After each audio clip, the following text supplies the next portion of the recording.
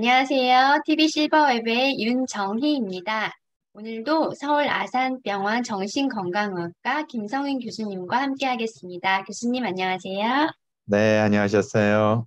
네, 교수님 오늘은 치매 치료제의 부작용에 대해서 한번 알아보겠는데요. 네. 치매 환자분의 질문이 좀 있어서 제가 소개하겠습니다. 부모님이 최근 치매 진단을 받으셨다고 하는데요. 보통 병원에서 어떤 약을 처방하는지 궁금하다고 하십니다. 네, 대개 이제 병원에서 처방을 받으면 이제 복약 지도서라고 해서 약에 대한 설명서도 대개는 같이 받으시기는 하죠. 근데 거기 써 있는 설명이라든지 이런 게 이제 복잡하고 그래서 잘 이해를 못 하시는 경우들도 있을 수 있는데요. 아마 최근에 치매 진단을 받고 약을 쓰신다면은 대개 두 가지 계통의 약을 쓰실 가능성이 많아요. 하나는 이제 인지 기능, 기억력이라든지 이런 게 자꾸 떨어지니까 인지 기능이 자꾸 떨어지지 말라고 인지 증진을 시켜주는 약들을 아마 쓰실 겁니다. 대개 아세틸콜린이라고 하는 물질이 뇌에 충분히 많이 있어야지만 뇌 기능이 발휘가 되는데 그 아세틸콜린이 자꾸 없어지는 것을 막는 분해를 억제해주는 약들을 써요. 거기는 이제 도네페질, 리바스티그민, 갈란타민 이런 이제 몇 가지 약들이 있고요. 그거 말고 또 메만틴이라고 하는 약들을 쓰는 경우들도 있어요. 어쨌든 이 약들은 기억력, 집중력 같은 인지 기능이 더 나빠지지 말라고 쓰는 약이고요. 두 번째로는 행동 심리 증상이 있으신 분들이 간혹 있거든요. 예를 들어서 많이 불안하다든지 의욕이 없고 우울하다든지 잠을 못 잔다든지 괜히 막 화를 내고 짜증을 내는 경우가 많다든지 이런 수가 많으니까 그런 것들을 조절하기 위한 약도 같이 쓰실 가능성이 있죠. 항우울제, 또 항불안제, 또 항정신병 약물을 소량 사용하는 경우들이 많이들 있습니다. 아마 이런 약을 드실 것 같네요. 네, 이런 약들의 그럼 흔한 부작용은 어떤 것이 있을까요? 모든 약들은 효과도 있지만 부작용이 따르기 마련이거든요. 기억력이나 이런 것에 사용하는 인지증진 약제의 가장 흔한 부작용은 위장장애예요. 그래서 입맛이 없고 속이 메슥메슥하고 구역질이 나기도 하고 실제로 토하는 경우들도 좀 있고요. 배도 싸르르 아프거나 아니면은 설사가 나거나 변비가 생기는 그런 위장계통의 부작용이 가장 흔하다고 보시면 될 것 같고요. 그거 외에도 잠이 잘 안 온다든지 머리가 좀 지끈지끈 아프다든지 이런 경우들도 간혹 있습니다. 그런데 특히 이제 위장장애 부작용이 있다 보니까 장기적으로 몇 달씩 쭉 먹게 되면 체중이 빠지시는 분들이 많아요. 그게 유난히 심한 분들도 있고 그렇지 않은 분들도 있는데 이런 부작용이 있을 수 있다는 것을 알아두시면 될 것 같고요.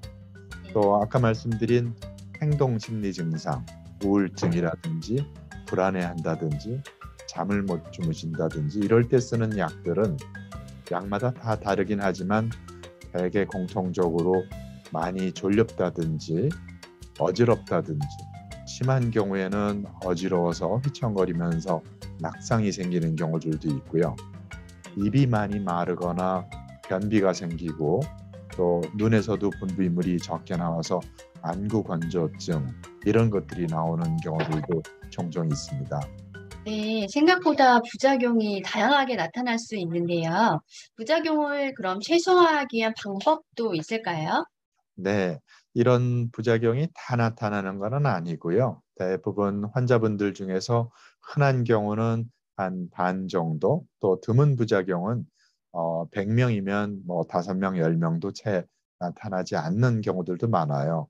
그런데 약제에 따라서 아마 처방받는 병원에서 기본적으로 치료 방침으로 어르신들의 경우에는 보통 일반 어른들이 먹는 것보다도 훨씬 적은 양으로 조금씩 나눠서 먹도록 아마 처방을 해주실 거예요. 그래서 적게 소량으로 하루에 여러 번에 나눠서 복용을 하다가 조금씩 조금씩 늘려가면서 한 두세 달이 되어야 이제 정상적으로 복용하는 양을 처방받게 그렇게 될 겁니다. 조금씩 늘려가면 부작용이 이제 몸이 적응이 되면서 최소화될 수 있고요. 병원에서 이렇게 조치를 취해주는 것 말고 가정에서도 이제 환자분 본인이나 보호자분들이 알아서 실천할 수 있는 방법들이 있어요.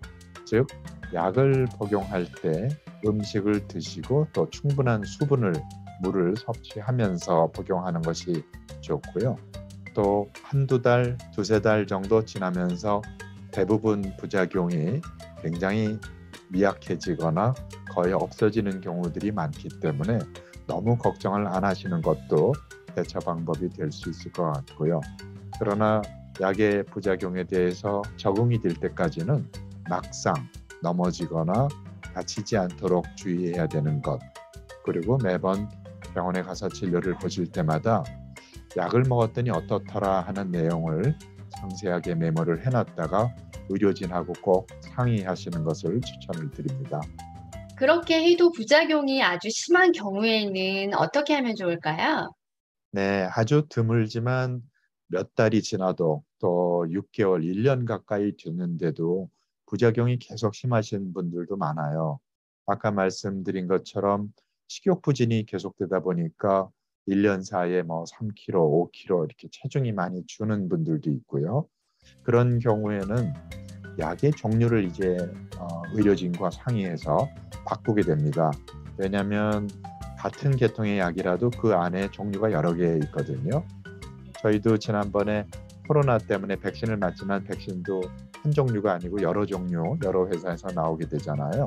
그래서 이런 치매를 치료하는 데 사용하는 약들도 종류가 여러 가지 있기 때문에 같은 계통 안에서 다른 약으로 바꾸면서 부작용이 해결이 되는 경우들도 꽤 많습니다. 또 예를 들자면은 알약을 먹으면서 계속 속이 부대끼고 구역질도 나고 위장장애가 심한 경우에 직접 피부로 흡수되도록 패치, 파스처럼 피부에다 붙이는 그런 치매 치료제들도 있거든요. 그래서 약의 종류를 바꾸거나 이런 방법을 쓸 수가 있고요. 그래도 잘 해결이 안 될 경우에는 병원에서 아마 부작용 해소제 약도 함께 처방해 주는 경우들도 있을 거예요. 그래서 변비라든지 여러 가지 식욕부진이라든지 이런 것들을 해결하기 위한 약을 먹는데 이런 경우는 아무래도 부담이 있죠. 그러지 않아도 약을 여러 개 먹고 있는데 거기다가 부작용 없애는 약까지 또 한두 가지 더 들어가면 한꺼번에 먹는 약이 너무 종류가 개수가 많아지잖아요. 그래서 가급적이면은 약으로 약 부작용을 해결하는 것보다는 기타 방법으로 해결하는 것이 좋을 것 같습니다. 네, 말씀 감사합니다. 오늘 치매 치료제의 종류와 치매 치료제에 따르는 부작용을 알아보았는데요. 이에 따라서 적절하게 조치를 취하면 좋을 것 같습니다. 네, 오늘 말씀 감사합니다, 교수님. 네, 감사합니다.